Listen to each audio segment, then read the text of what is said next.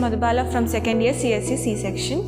So today's topic is one-dimensional array. Array is a basic data structure. It is a collection of similar data type and it allocates memory sequentially. Array stores the memory at the compile time, that is why it is called as fixed size. Array index starts from 0 and ends with size -1. Here, why to use the array? In normal variable, stores only one value. So for example, a is equals to 20. A variable stores the value 20. In computer, a stores the value 20 with some address 1020. And why we are using array means it stores multiple values at continuous memory locations. Syntax of the array: data type, array name and maximum size in square brackets. Here for example, int is the data type, a is the array name and 5 is the size we have allocated. So here in computer, to access the elements, we have the indexes, that is a of 0 for the first location and a of 1 for the second and a of 2 for the third and a of 3 for the fourth and a of 4 for the fifth. The base address starts from 1000. Next location, it is 1002 and so on. This is the location name and values are stored and the address. Integer takes 2 bytes, that's why the difference is 2. So we know that a is the array name, which is the base address. So if we print the array a, then we get the address of the first location. Different ways of initializing the array. This is with fixed size. Here we are giving size 5. We are giving the values 2, 1, 4, 5 and 3. This is how these values are stored.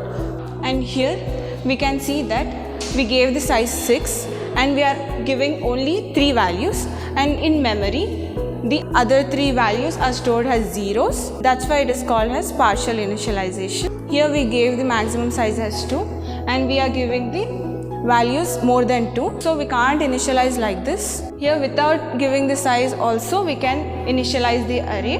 To read the values through keyboards into the array, we use a loop. Since index starts from 0, if I is equals to 0, the first value will get entered into the first location, then I gets incremented, then I becomes 1 and the next value get inserted at next location, then again I gets incremented and I becomes 2 and the value gets stored at third position.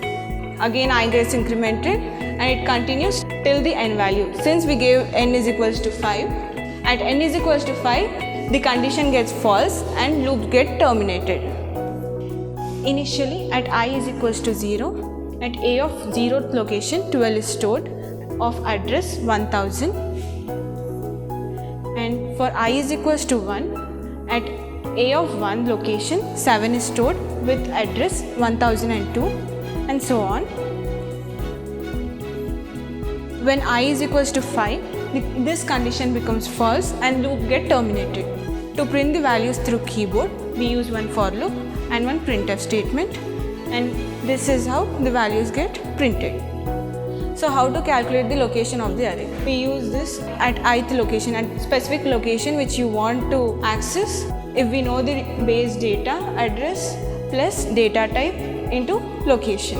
For example, to access the location at a of 3 and with base address 1000, we use 1000 plus 2 into 3. Since integer takes 2 bytes, we use 2. After calculating, we will get the answer as 1006 and hence we get the answer as 106, which is the address of third location.